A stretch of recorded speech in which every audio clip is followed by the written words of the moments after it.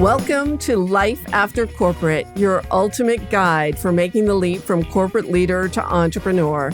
I'm Deb Boulanger, entrepreneur, executive leader, and founder of the Launch Lab for Women Entrepreneurs.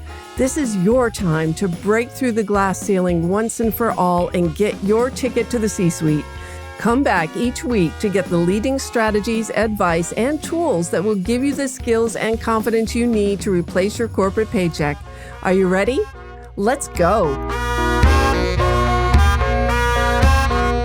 Welcome back, my friend, to another episode of Life After Corporate. And if you're new to our show, welcome home.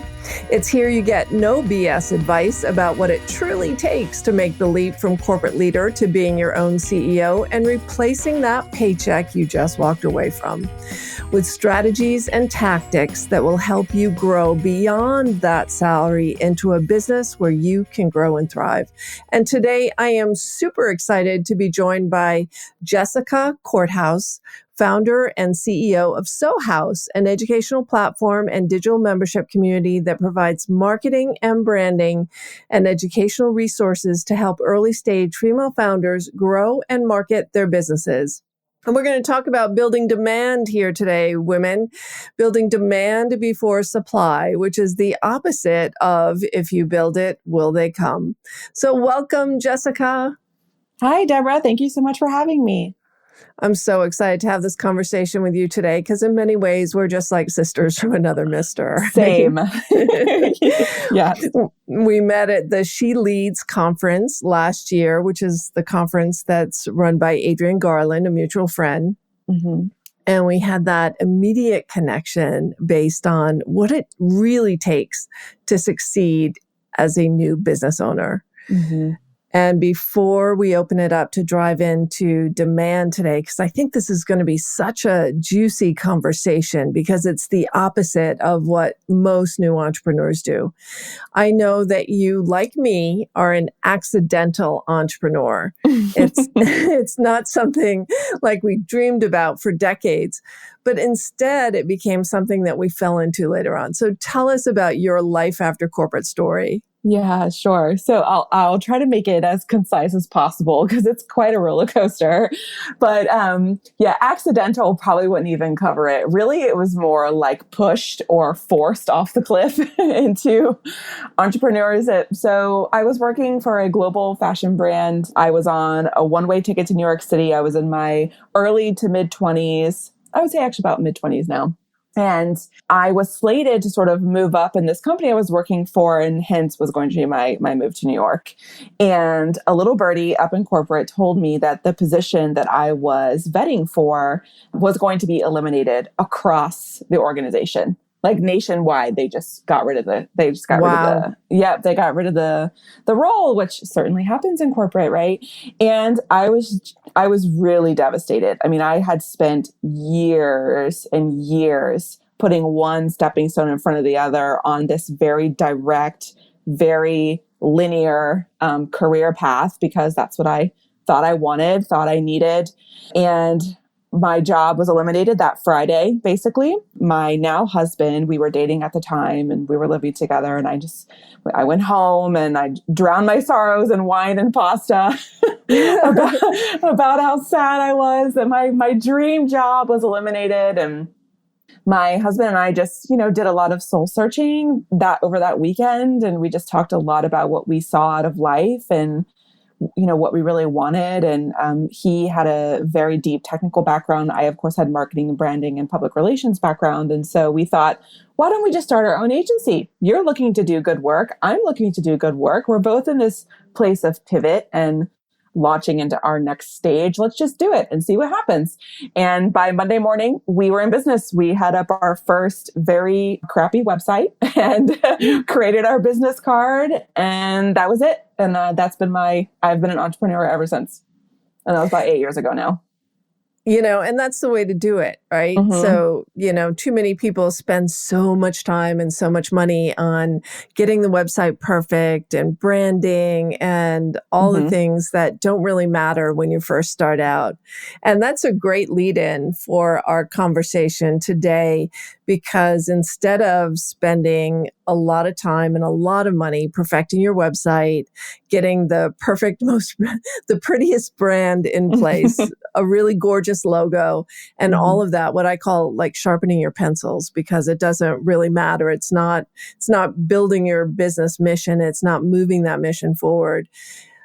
What do you mean when you say creating demand before you create supply? Clue us Yeah. into what that means. Yeah. So, prior to, my journey into entrepreneurship, I'd been working in marketing communications for a while, but not particularly in brand strategy. That sort of morphed over time after we, launched our agency that weekend. We launched a boutique branding and design agency, and then it sort of morphed over the course of 4.5 years. And we got to work with some really great global brands, and we just bootstrapped the entire thing. We had no idea what we were doing. We had no business running a company. But in that process is where I learned, you said it earlier, there's oftentimes this false narrative that we play in our heads, which is that, we build this beautiful solution, this thing in our minds that to us sounds like a wonderful idea. And one of the hardest pills that I had to swallow and learn and have had to continue to teach as I grow in my career is that just because you think it's a good idea doesn't mean you have a buyer for that idea. And then on top of that, if you do have a buyer, that doesn't mean that buyer will pay the price that you have said it's worth. So by producing demand, by creating demand before you produce supply, you go through these series of pre-launch steps. And oftentimes those are the things that founders, and particularly women, we get caught up on because, as you said it before, we want our logos to be absolutely perfect. We want everything to just be exactly as it should be. And by doing that, we end up pigeonholing our businesses in the very, very early stages into an area that it's really hard to get out of. So I'm kind of giving you a long answer to this question. No, it's true. And I think the setup is really important, because the reason why I started the Launch Lab for Women Entrepreneurs is when I first made the leap, and we made the leap at the same time too. It was about 8 years ago. And I started looking around as I was building my business, learning things, and being with other women entrepreneurs who are also launching their businesses. Most of those women never got off the ground because they weren't selling anything anyone wanted to buy. And so I think this conversation is so critical and so important because it happens so often. I mean, the number one reason for business failure is no market need. And when I heard that, it was like, that is crazy, because what happens is it has such a negative impact on your self-esteem. You have all this steam built up, this energy and enthusiasm about making an impact with your work and solving a problem, and so much emotional energy and ego wrapped up in it, only to be let down when no one wants to buy what you're selling. So how do we avoid that? Yeah, certainly. So there's a lot of different, practical applications of things that I like to use. I know that you're aware of the, lean practitioners and lean startups. So utilizing lean startup methodologies has been critical for me, especially in the early days and working with, the brands I've worked with over time. But it's really about, if you have an idea, right? So lean startup teaches us that you have a leap of faith assumption. It's basically your best guess. Right? It's your educated guess. We're following the scientific experiment here. We're going back to whatever it is, second grade science class, right? You have a best guess based off of your background, your internal knowledge, what you know. This is a solution that I think is needed and I think is valuable. And what happens is most early stage founders, or those who are new to entrepreneurship, they just jump right into creating the solution. When instead, what we should do is pause and think about all the different potential buyers for that solution. Which buyer is your ideal buyer, right? Ideal customer, ideal avatar. These are all interchangeable terms, right? So who is that perfect, ideal customer. And there's something that I love to follow, which is it's a scientific model called the adoption curve. And it's basically, if you can visualize a bell curve, those at the beginning of your bell curve are basically called your early adopters, right? And so what ends up happening is most small business owners or early founders, they don't know who to target and they don't know where they fit in the bell curve. And so most founders, they try to be everything to all people at the very beginning of their business. And they end up diluting their brand, diluting their messaging because they're trying to cast their nets way too wide. And it feels really scary and very counterintuitive. But the best thing you can do in the early stages when you're first leaping into entrepreneurship is to zone in as much as you can on that ideal customer and really keep it really tight as possible, and develop your brand within that small niche first. And then as you grow, as your business changes, as you end up creating traction and, creating a true business model that can be applied at scale, then you can start to think about how do you branch off into the other parts of the bell curve, which are those larger target markets. Yes, yes, yes. And if you're listening, if you're listening to this, and if we were to ask you, who is your ideal buyer or who is your ideal client, and your answer starts with anyone who, then you need to listen to Jessica. It's not specific enough. You can't cast a wide net, and in fact, there's a lot of talk about niching down. And so how do you find that ideal market, right? Is there a place where the niche is too narrow or your definition is too narrow as opposed to too broad? How do you find that just right space? Yeah. The real answer is experimentation. I honestly wish I had, a one size fits all answer to that. Unfortunately, it takes a lot of trial and error. And that's really where sort of the broader dialogue about, do you have it in you to be an entrepreneur, right? Do you have it in you to get in the ring and bob and weave? Because that's when you really start. Most people think just getting the idea is like the biggest part. And that's actually the smallest thing that you end up doing as an entrepreneur. That's just the beginning of the journey, is the idea. So once you have the idea and you do decide that you want to jump and you want to start this business, right? At that point, you get in the ring.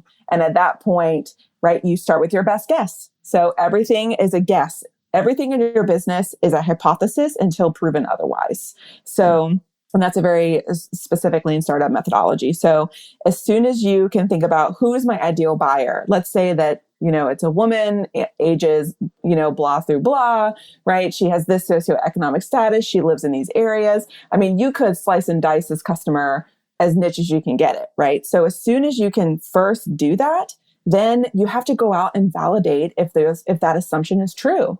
So how do you do that? You go out and you find those women, if they are women, for example, right? But you go out and you find those customers. Right now with COVID, giving us some logistical issues, a lot of this has to be online right now. There are Facebook groups, there are LinkedIn groups, there are meetups. I mean, it's just endless the amount of information that you can find online. It's about being brave enough to get out there and say, this is who I think my customer is. Now I need to go out there and validate or invalidate my assumptions. And have those conversations. Okay, because it's just an idea. All you have right now is an idea, and you need to vet it, validate it. I mean, this is just good common sense. I mean, you can pay a McKinsey consultant millions of dollars to go into a corporation and do this for you. But testing out that hypothesis. It was so funny as I was thinking about recording this episode earlier today. I was thinking our theme song would be The Long and Winding Road. Yes, it would. Because sometimes it feels that way. And you mentioned, being ready to tackle this or head out on this entrepreneurial journey and being willing to live in curiosity. Will this work? Who is my ideal client? And it's not just a demographic. There's a psychographic. There are people who might fit this description who aren't ideal buyers and others who are. And there's a difference in their motivation or their willingness or their belief system to do business with me. Absolutely. I mean, you couldn't have said it. You couldn't have said it better, Deborah. And something too, in those early stages, what ends up happening that I've seen with even big teams I've worked with, this happens, but especially with solo founders, is we think that because maybe a strategy failed, or maybe we were off on our ideal buyer, we think that we have to throw the baby out with the bathwater, right? We think that our entire business is irrelevant. And then on top of that, as women, not all of us, but some of us, we have the tendency to take that as a failed attack on our ability to be an entrepreneur, right? So you're talking about the emotional roller coaster that it is to be a founder. I mean, it really is that long and twisty road. So I think that the biggest thing that I've learned and that I advocate for, with our community members and with the women that I work with is it's just exactly what you said. It's experimenting, right? Trial and error, test, keep testing, keep learning in those early stages. Learn as much as you can about your particular business, about your solution, about your buyer. Maybe there's a certain combination of things, right? You are not going to get it right when you jump right out the gate. It's just literally impossible. It's statistically impossible for you to get the business right. So as soon as you can accept that it's going to be trial and error, the sooner you'll be able to actually get to that core business that's going to make the most sense for you. And there's so many moving parts, right? So if something's not working, it could be, you've targeted the wrong buyer, it could be the wrong offer, it could be the wrong pricing, it could be the wrong messaging. So done is better than perfect. So how do they? What is the most important thing to do after you get laser focused on your customer and you feel like you've got a handle on what that narrower segment of the market is that you will address with your solution? So many people then start perfecting their solution. So what is your recommendation for how do you get your first offer out there? Yeah, no, great question. So the first offer is really based on true customer pain points. And that's part of that customer exploratory dialogue we were just having. So in the process of experimenting with your customer, your ideal buyer, in that process, you should be trying to figure out what keeps them up at night, right? What do they struggle with the most? What brings them the most joy? What would change their lives? I mean, all these sort of larger existential questions. And the best thing to do is start out with, what we call an MVP, which is a minimum viable product. So it's basically the quick and dirty version of the entire solution, right? There's no way that you can even develop an entire solution because you don't even know the whole story yet when you're first starting out. So if you can develop an MVP, which is for us, so go back to, the time that I was let go from my dream job and we launched an agency on Monday morning. Our MVP was our very first website with our very first list of services. And it was based on our best guess. It was, okay, you have this skill set. I have this skill set. We were targeting entrepreneurs within Orlando, Florida, which is where I used to live, within the startup ecosystem. And we knew a few things about them. And so that's what we launched. And then once we were actually in market, we started learning, so they have this problem too. Oh, so that problem is related to that problem. Okay, we can do that. Or there's a new solution we can carve out for that. So it's really just coming up with that MVP, the minimum easiest thing that you can make to prove demand for your actual solution before you go off and produce all the supply. And it doesn't have to be pretty and wrapped up with a beautiful bow either. You can, one of the things that I did recently was when I noticed because of COVID, all the speaking engagements had been canceled. A lot of people were bringing their talks online and they weren't necessarily well informed on how to do that in a compelling way, especially not to, they didn't know how to make offers in their talk. And I thought, wow, this is my primary lead stream. It's how I attract most of my business and I know how to do that. So I created a course called Standout Webinars and I didn't have anything in the can. I mean, I had my assistant build a page where people could sign up and I made it really clear to people when they signed up that we're going to do this together. So you're getting the benefit of a lower price point than I'll probably charge later on because I'm going to be delivering it to you live. And the good news is you get to ask me a ton of questions so that I can refine this product.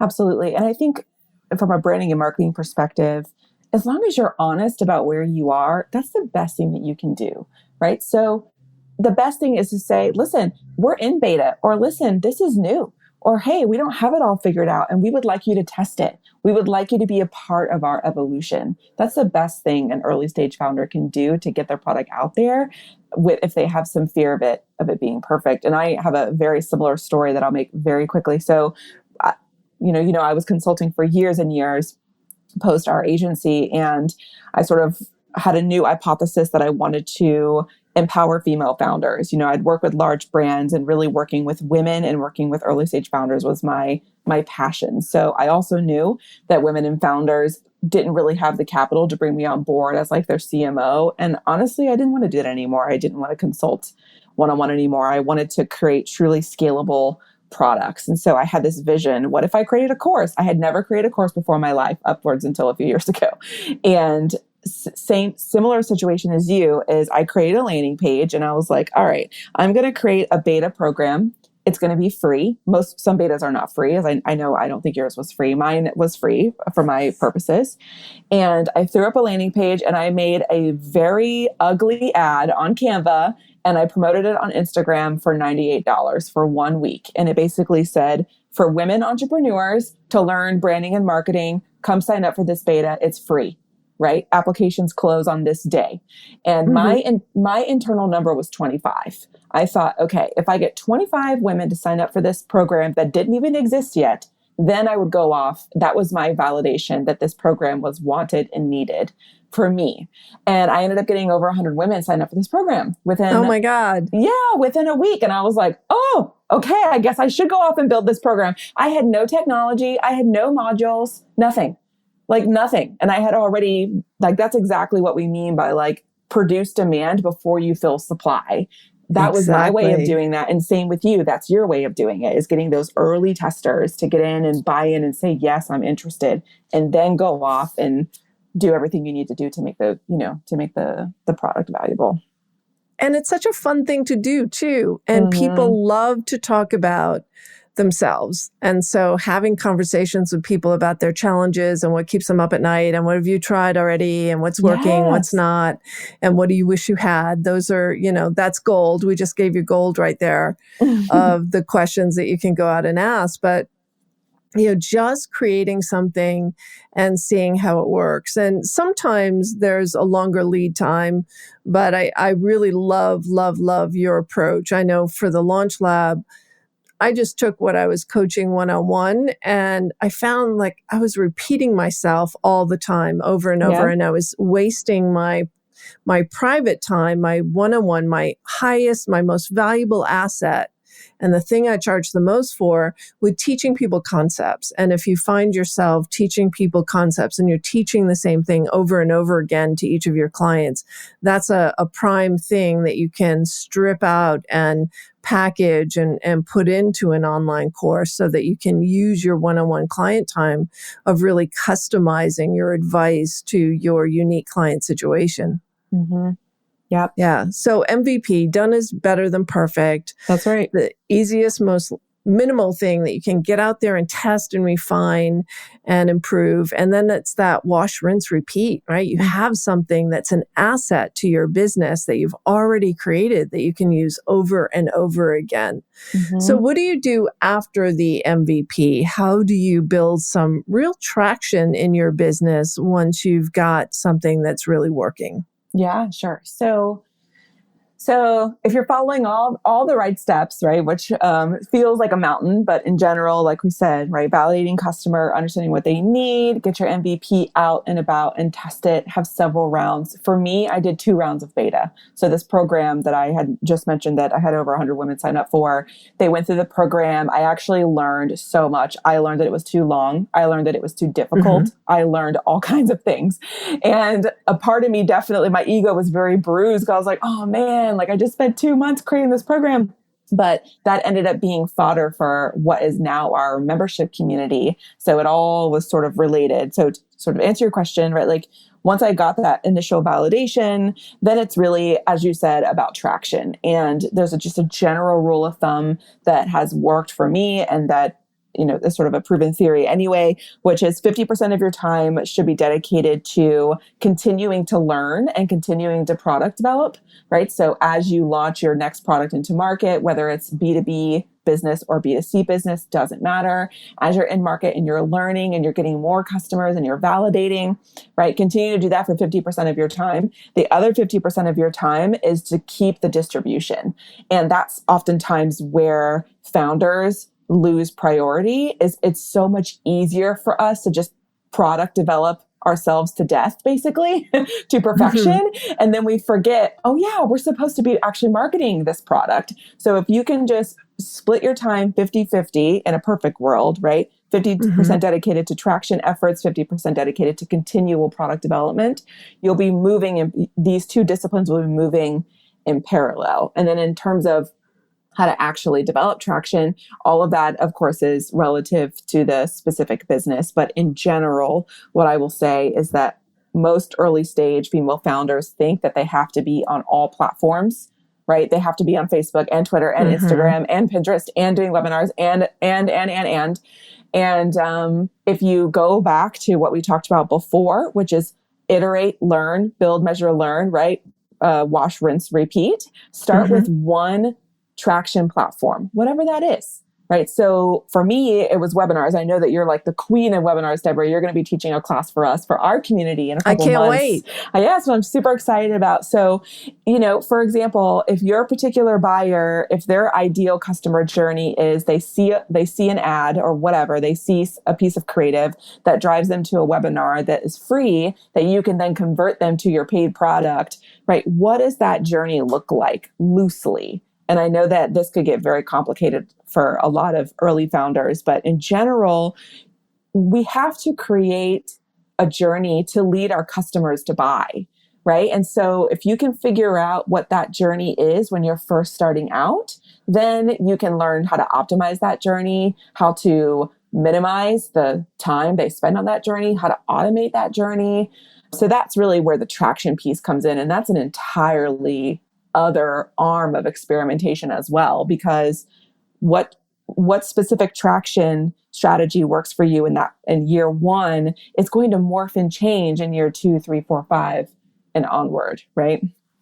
Yeah, that's like the 201 conversation, and this is the 101 conversation. But it's so funny that you said the journey, because I was thinking as you were talking about the client journey, and there's two client journeys. There's the journey of the ideal buyer before they get to you. So that's the ideal buyer journey, and then they convert and they become a client.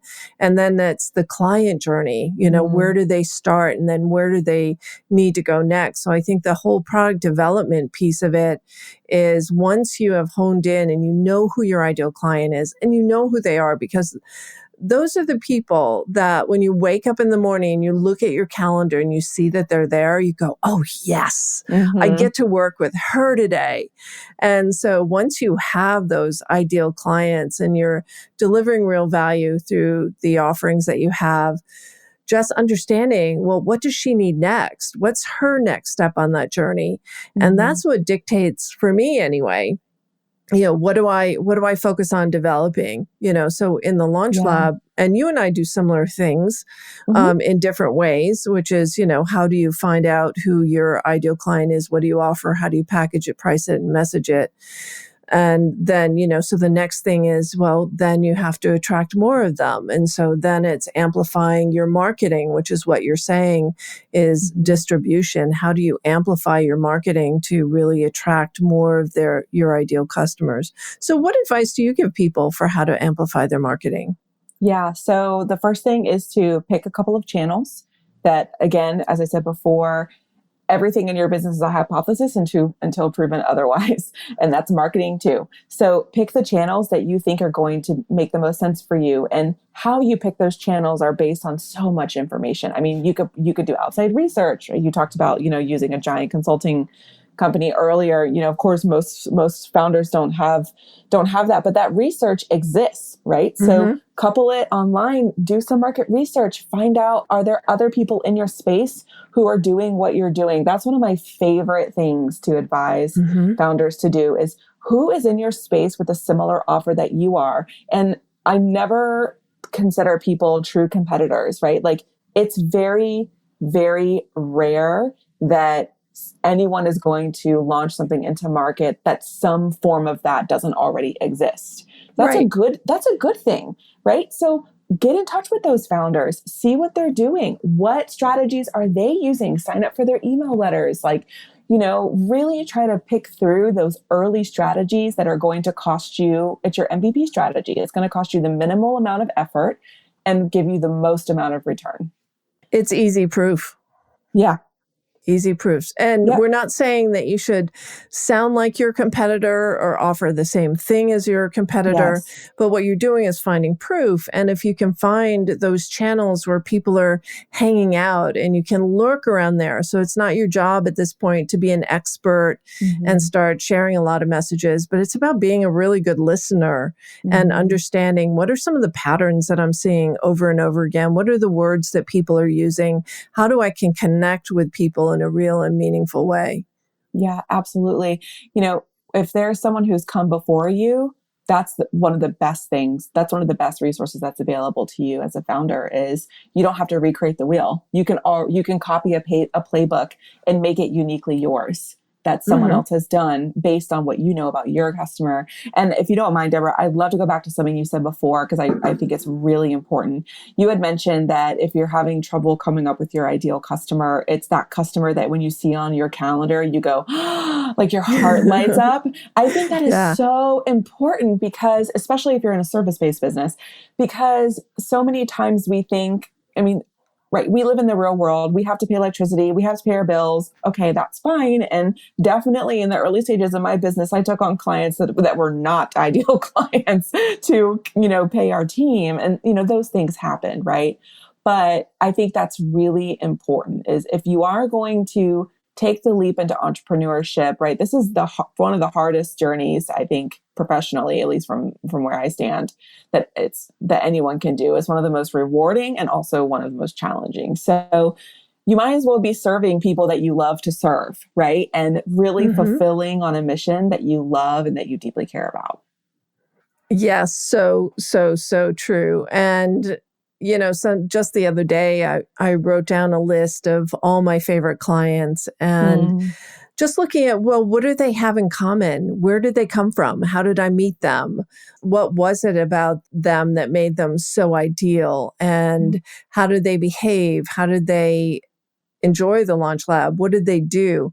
And just those types of questions and reflections, and also metrics, understanding where people came from, how did they get to find you? What are the things that you've done to build demand that actually work? So on the wash, rinse, repeat, if I've got a webinar where 50% of the people who go to that page sign up for that webinar, which is a good statistic for me. Yeah, then that's one that I want to use over and over again. I might tweak it here and there. I might offer something different, but it's one of those things in my portfolio, one of the assets in my business that I can reuse. Yeah. So Jessica, I'm really curious about your community. Can you tell us a little bit more about it? And can you share with our listeners how they can become a part of the Sohuis community if that's what they'd like to do? Yeah, sure. So it's interesting. Our community actually came from me listening to my customers. So if you remember, I had mentioned that I did that beta program where I had over 100 women sign up. This was back in mid 2018, I believe. And so that was my product. That was my one product for like almost 2 years. And I continued to sell that product, learn, iterate. And then what ended up happening is I had women go through this course, this program, and they would say, Jessica, that was so good. Oh my God, now what? And I was like, Yes, that's what happens. They say, now what? What's next? What do you have for me? And I was like, nothing. I didn't have anything for them, right? Because I'm building it as we go. Like I actually just read a quote the other day. Here it is. I have it written down right next to me. Entrepreneurship is throwing yourself off a cliff and assembling the plane on the way down. That was exactly what happened. And I thought, oh, okay, I don't have a next step for these women. Like, what can that be? And then through just internal dialogue and what I wanted and the company I wanted to build, that's how our community actually ended up happening. Is I learned through my online programs that women wanted consistent, smaller bite-sized chunks to marketing and branding, right? They didn't want to have to take these giant leaps or do these very enormous deliverables. They wanted really tiny bite-sized chunks and steps. And I was like, that's easy. I can do that. And so that's how our community came to be. And our MVP community was just access to a Slack channel and a few courses. And that was early this year. And now we've grown and iterated so much from them. So the community is really, truly an educational community that really deep dives into helping early stage founders with the branding and marketing aspects of their business. And there's amazing communities out there that exist that address the broader lifestyle of female entrepreneurship. And those are great. And I'm members of a lot of them. But what I don't see is a community that really exclusively focuses on this problem. And marketing and branding is actually the number 2 problem for early stage female founders. Did you know that? The number 1 problem is access to capital. Yeah. The number 1 problem is access to capital. And marketing and branding is number 2. Yeah, crazy? it so makes sense, right? Mm-hmm. So Yep. makes sense. So I am so excited to share that. Give us a URL. How do they sign up? Yeah, What do we do next? Sure. Yeah, so our community, we're actually going to be changing our price structure here in a little bit. But for right now, probably by the time this airs, our community is super affordable. I mean, it's $29 a month right now, which is just unbelievably affordable. Yeah, which is why a lot of different reasons we're going to be raising our prices here pretty soon. But the best members that I actually find that resonate the most with the community and their brands and end up growing much faster and better than the other community members are those that end up joining for the annual membership. And I don't know what it is. I don't know if there's just time is on their side. I'm not sure. But in our annual membership is $295. So again, very affordable for the access to courses. We have a new course that goes live every single month. We produce bi-weekly workshops that are all recorded and uploaded into the resource library, which you are going to be hosting one for us, which I'm so excited about. I'm excited too. Yep. And then we have our private Slack channel where all of our community members can support each other and I can be there as well. And then we also have a third section of our community, which is called the Insider Tools, Guides, and Templates. And these are workbooks. These are customizable content calendars. This is a brand guideline template. I mean, these are our community. Wow. Yeah, it's really intended to give early stage female founders access to specific activities and deliverables that they can actually use to brand and market their business. It's a little bit of theory and a lot of application. So they can go to the website, sohuis.com. Anyone can get in touch with me on social and go ahead and join. And we have a special coupon code for your listeners that we can share maybe later. Yeah, we'll put everything in show notes. But first of all, sohuis.com. So they spell it right. Can you give us the URL and spell it out? Sure. So my last name is Korthuis, my last name is Dutch. And so Sohuis is a part of my last name. It's S as in Sam, Ohuis as in Sam. And sohuis.com. Yeah, sohuis.com. Mm-hmm. Awesome. And coupon code for Life After Corporate?